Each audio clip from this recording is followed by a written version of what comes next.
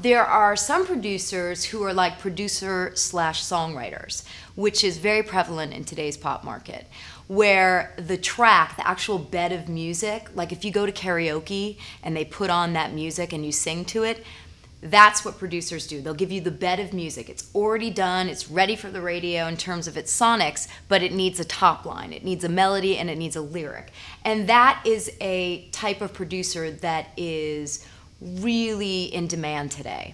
And when you hear those big songs by Katy Perry or Kesha, they're usually tracks that someone like Dr. Luke has produced, then given to the artist or a writer to write to, and they become the productions.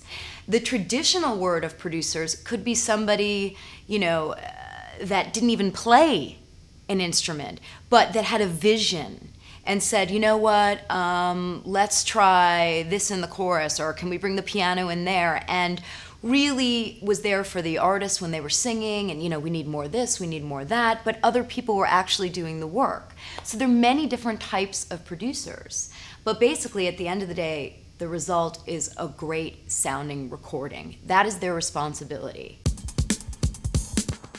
Oh, Jesus, that first song was disaster. I mean, disgusting. It was horrific. If I got that in the mail, I probably would tell the person what Ahmet Ertegun told me when I met him. Stay in school, kid. It was called Show Me. Show me what you have inside of you was like one of the lines. It was, you know, so trite and boring.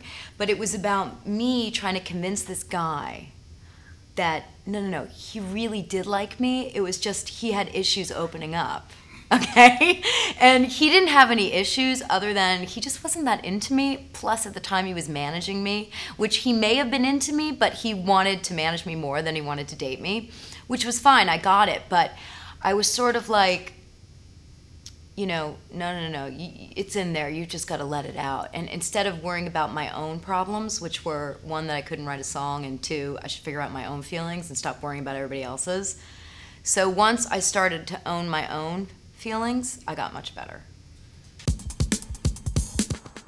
For me, you know, if you talked to me 2 years ago when I was getting married, it would have been Mama's Song that I co-wrote with Carrie Underwood, which, you know, we had this incredible day in the studio where I had never met Carrie Underwood.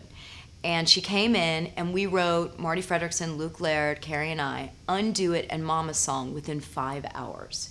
And it's, whatever you want to call it, it's magic, it's a chemistry that people have that, you know, allows you to open up about a certain experience. But we were sitting around and, you know, we were just talking about being in love, and she was dating the guy she's married to, and I said, well, I'm getting married, and she's like, yeah, you know, it's gonna be great for my mom when I get, you know, if I get married. And we were thinking, wow, there's no song for a mother about giving up their daughter. It's always about the dad. But what about the mom? Like, what about the woman who, you know, taught us about the birds and the bees and changed our diapers and showed us how to use a tampon? Sorry for being so crude. But, you know, those things are huge in a woman's life, and the mother also feels a loss, so we wrote Mama's Song. Today, I'm feeling extra feisty, so I'm gonna say Sober, that I co-wrote with Pink, because every time I sing that song, I feel Pink in it, and I feel like, damn, I could do anything today, just like her.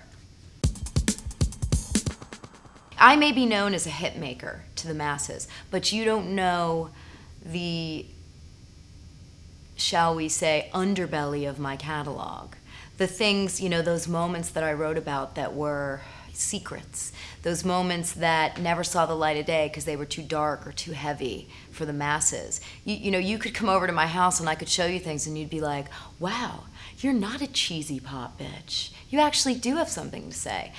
But for whatever reason, the gatekeepers or the artists that were available to do those things, it didn't strike a chord in them, or it wasn't the right time. So I do believe there are people out there that have the capability to be, you know, great, and to be the next great band that we don't know about, because maybe their music isn't, you know, slamming like that. And it's up to the record executives like me and my colleagues to really do our diligence and make sure that we just don't say, well, they don't have a hit, or I don't know about the songs. But we actually go spend time with them in the studio and say, you know, tell me about your life, tell me who you are. Let me hear you sing, and let me see what you're really capable of doing, because you may just need some nurturing. And that's what's gonna save the music industry.